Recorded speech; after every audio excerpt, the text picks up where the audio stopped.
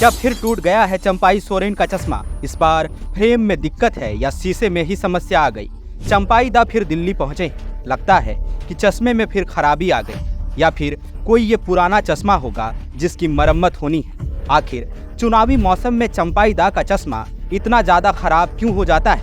वैसे मैं ये सोच कर भी परेशान हूँ कि ये कौन सा चश्मा है जिसकी मरम्मत वाया कोलकाता दिल्ली जाकर होती है। सीधे रांची तो दिल्ली भी फ्लाई कर सकते थे, लागत कम पड़ती।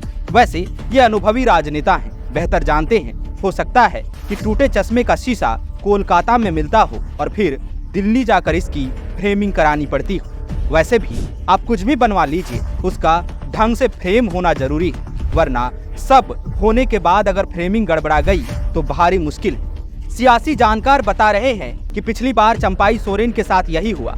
शीशा भी बन गया, चश्मा साज पावर बढ़ाने को भी राजी था, नया डब्बा भी उपलब्ध था, लेकिन बस आखिरी में फ्रेम ही नहीं मिल सका।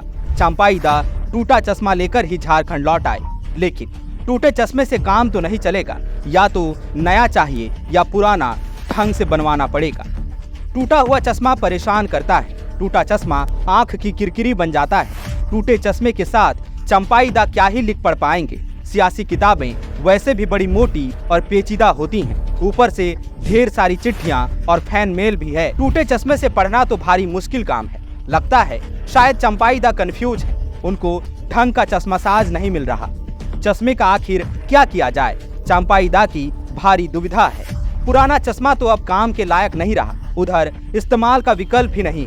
नया बनवाते हैं तो रिस्क है, महंगा भी। चंपाई दा को अगर कोई नया चश्मा स्पॉन्सर कर दे तो समस्या सुलझ सकती है। शायद चंपाई दा नया चश्मा स्पॉन्सर करवाने ही दिल्ली गए।